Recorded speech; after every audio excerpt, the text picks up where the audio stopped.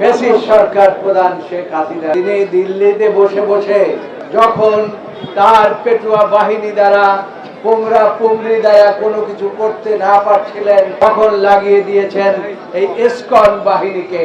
সতর্ক হয়ে যান, ওই ইসকন বাহিনীরা বাংলাদেশ এই রকম উগ্রবাদে বিশ্বাস করে না। সরকার পতনে আইনজীবীদের ভূমিকা ছিল ফ্যাসিস্ট সরকার প্রধান শেখ হাসিনা তিনি দিল্লিতে বসে বসে যখন তার দল দ্বারা কোনো কিছু হচ্ছে না,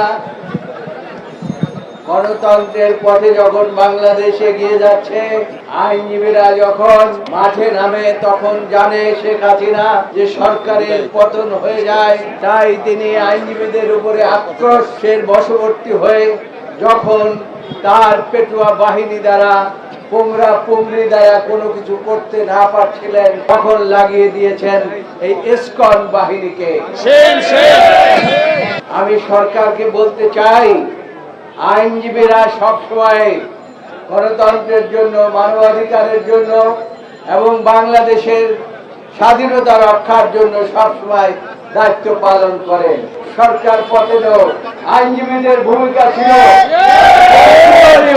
কাজেই আইনজীবীদের উপরেই আপনার সব আক্রোশ। শেখ হাসিনা ওই দিল্লির মসজিদে বসে বসে, দিল্লিতে বসে বসে ওই আর এক দাঁড়িয়ালা কি জানি নাম, মোদী সাহেবের সাথে আপনি বসে বসে ওখানে বসে ষড়যন্ত্র করেন আর আইনজীবীদেরকে হত্যা করেন।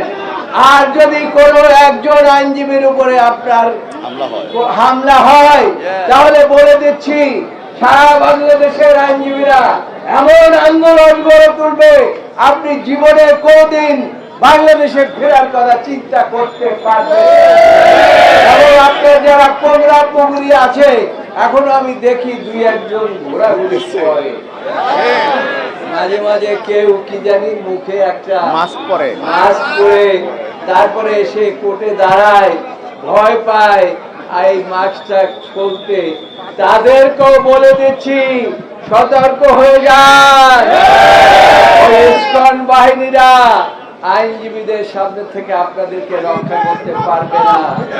আর একটা কথা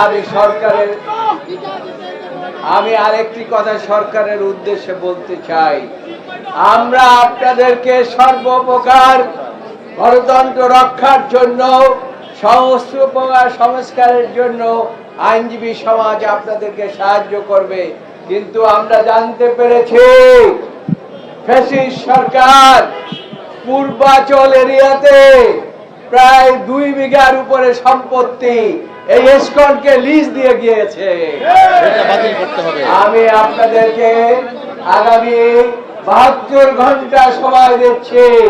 এই 72 ঘন্টা সময়ের মধ্যে এই ইসকনকে যে সম্পত্তি দেওয়া হয়েছে তাদের লিজ অবশ্যই আপনাদেরকে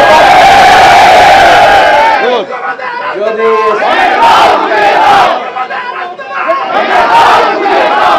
বাংলাদেশ এই রকম উগ্রবাদে বিশ্বাস করে না। বাংলাদেশের মানুষ অনেক ভালো মানুষ, তারা স্বাধীনতায় বিশ্বাস করে এবং সার্বভৌমত্বে বিশ্বাস করে। আমি সরকারের কাছে অনুরোধ জানাবো, আগামী 7 দিনের মধ্যে অবশ্যই একটা আইনজীবীদের একটি সুরক্ষা আইনের